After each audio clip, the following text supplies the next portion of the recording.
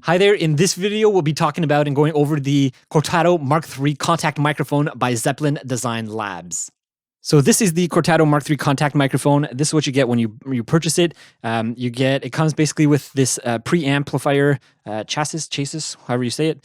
This box here in this metal box, it's really solid. You have a few controls here at the back, which we'll go over shortly. You have a 6-foot long cable, which basically goes all the way to the end here, the sensor. And this is the sensor where you put this on the sound source that you want to capture, and that's what's going to capture the sound. So this is it right here.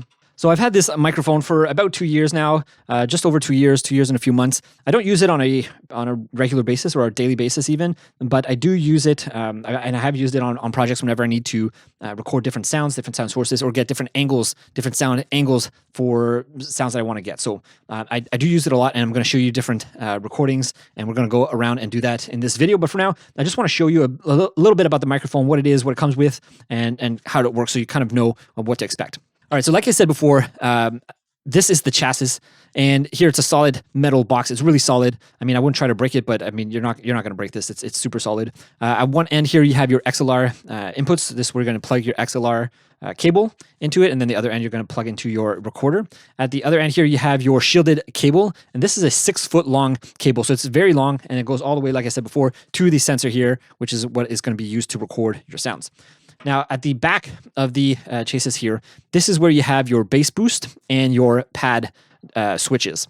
So they're very small, as you can see here. Like if you look compared to my fingers, they're very small. So they're kind of hard to like hit or touch by accident. You're not going to do that just because they're so tiny and they're kind of dipped into the box already. So you're not just going to accidentally touch them as you're recording. But basically what this does is for the bass boost, you want to turn on the first 3 switches, kind of like that. So you can see here I have 1, 2, 3 turned up, and the 4th one is down. And what this will do is it'll extend the frequency range of the sound that's being recorded. So the frequency response of the microphone itself is 150 hertz to 40 kilohertz. So it is an ultrasonic microphone. And with the bass boost on here, you can basically extend the frequency all the way down to about 23 hertz. Now, another feature that it has is you can also turn down a pad, and the pad is basically if you're recording really loud sounds. And if you're recording really loud sounds, you can turn this pad, which will basically dip the volume, the incoming signal, by 10 dB. So like this right now, I have the bass boost on and the pad on. So basically, it's going to extend my frequency range down to 23 hertz, and it's also going to reduce the signal down 10 dB. So you have 1, 2 on, 3rd one off, 4th one on. So all the documentation is on the website, but I just want to show you here just so you kind of know what it can do. Normally, I just keep everything off at the bottom unless I really need it for a particular situation. All right, like I said before here, you have a 6-foot long shielded cable, so it's going to protect it from any interference. And at the end here, you have the sensor. Like I said before, this is where you're going to record your sound. And this thing is very, very solid. They say on their website it's nearly indestructible, and I pretty much believe it. They show a video of like a car just rolling over it and then it's still like working afterwards. They don't recommend to do that, and I also don't recommend you do that, but just so you know, it's like super solid, and that's it. Yeah, so and this capsule, the head of the capsule, so this portion right here can actually go in the water along with the cable. So all of the cable, the 6-foot long cable that it comes with here, can go in the water. What cannot go in the water though is this box, this preamplifier box. Do not get this wet, do not get this dirty. Keep it away from dust, water, moisture, all that stuff, because you don't want that. This will basically destroy the microphone if you get this dirty or destroyed. So, yeah, this can go in water.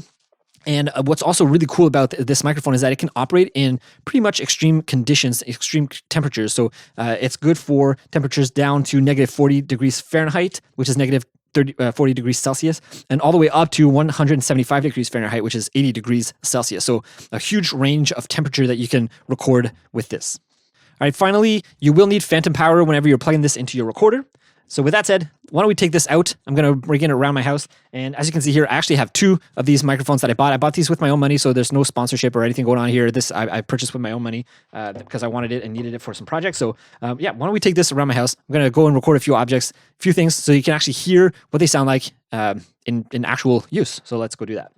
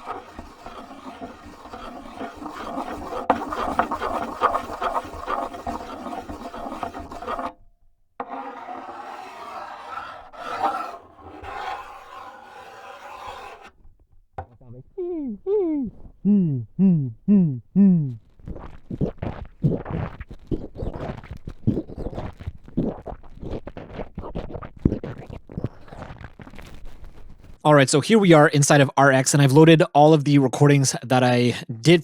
And so let's just have a look at it here so we can see the frequency information. So I haven't done any processing on it yet, and everything was recorded at 192 kilohertz, 32-bit. So not everything's going to be normalized or well balanced. I didn't try to make sure my gain settings were all good before I started. All right, so let's have a listen to this section here. And if we just zoom in, you can see that we have information all the way up beyond 40 kilohertz, but I mean, there's really not much, and really the information is mostly for the transients. There is information up there. Most of the information, of course, is going to be below 20, 30 even kilohertz right there. All right, let's have a look at our next recording here. This was the hood fan. So as you can see here, this is like really soft, so I'm just going to normalize this section here. And let's have a look at our frequency response here.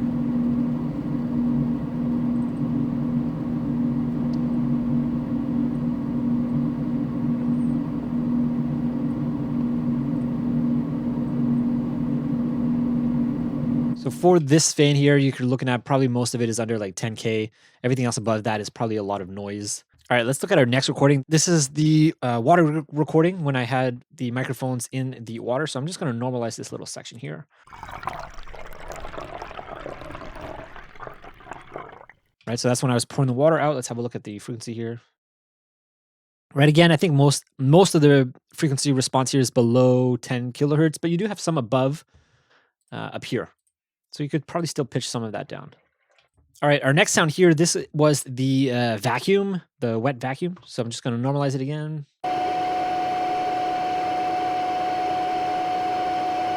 So this one's cool because you can actually see the harmonics of the motor here in the engine. So this is probably usable and probably useful for even above 40K. Even all the way at the top here, you can probably pitch some of that stuff down if you wanted to. So that's pretty good for a contact microphone right there. All right, this was the bar stool, and the frequency information, again, you can see here, it's pretty full all the way beyond 20 kilohertz here, even up to 50 and more. So that's pretty good. All right, you can still see there's a lot of active information here between 20 and 50 kilohertz. So that's great. That's a lot of good high frequency information if you ever want to pitch stuff down. All right, next, this is when I was playing the cajon or making some sounds on the cajon. Right, so this is when I'm rubbing some stuff on it, and you can see here most of the information is below 10 to 20 kilohertz. There's a little bit at the top up here, but most of the information is below there, so not too much information, which is kind of expected, especially for wood surfaces. You're not going to get too much in the high frequencies. All right, next let's look at my voice when I was putting it on my throat. Let's have a listen. Again, here you can see the frequency information pretty low, not too much above 5K, right? Everything's kind of below 5K. I would have thought it would have been a little bit more than that, but it's really not. All right, here's when I was swishing around my mouth. Let's have a listen. And same thing, most of the stuff is below 10K. All right, so at this point, let's go over some of the pros and the cons of this microphone. So let's start off with the pros. One thing is that it's super versatile. So not only can it record underwater, you can stick it on pretty much any surface with a bit of tack, which is really inexpensive. Plus, it can record ultrasonic information. Now, of course, that totally depends on what surface and what material you are recording on and what you're capturing, but it has the potential to do that. And I find the frequency information, the recordings to be pretty natural, pretty good. And they sound kind of how I expect them to sound from a contact microphone. Another pro is that it's built very well. It's a solid build. You're not going to break it or anything unless you're like really trying to bend the cables and or snap them off or put something heavy on them or something like that. You're not going to break this microphone. If you keep the chassis away from water, it'll be fine. Right? It's just basic microphone care things. If you can do that, these microphones will last you a long time. Another thing that's great is just to have the flexibility of that bass boost that you can have on the chases, and also having the pad if you're ever recording loud sounds. Just having all these things in place that is just there so that you can change the settings just on the fly whenever you're out in the field or out recording wherever around your house.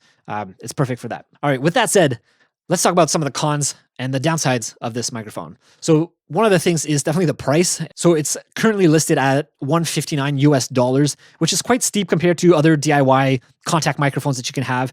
Mind you, usually the DIY microphones, they'll range from $20 to $50 maybe, but they don't come with a preamplifier box, and the frequency response is probably not the same as the Cortado Mark IIIs. But still, this is something you'll probably want to consider if you're thinking about buying these microphones. All right, another con about this microphone is I've noticed on mine specifically that around the rim of the casing for the sensor, like where the place where you put the microphone on a surface, I found that it's starting to rust on mine a little bit, which I'm not too sure why. I don't know if it's because I didn't dry it properly or something, but even then, I wouldn't think that it would rust because it's supposed to be waterproof. So there shouldn't be rust forming at all. So I'm not too sure why. Maybe it's just a fault on my specific one that I have. Maybe other ones are not like that. But anyways, something I've noticed on mine. Finally, another con about these microphones is that dragging around the preamplifier box, the chases, is kind of annoying.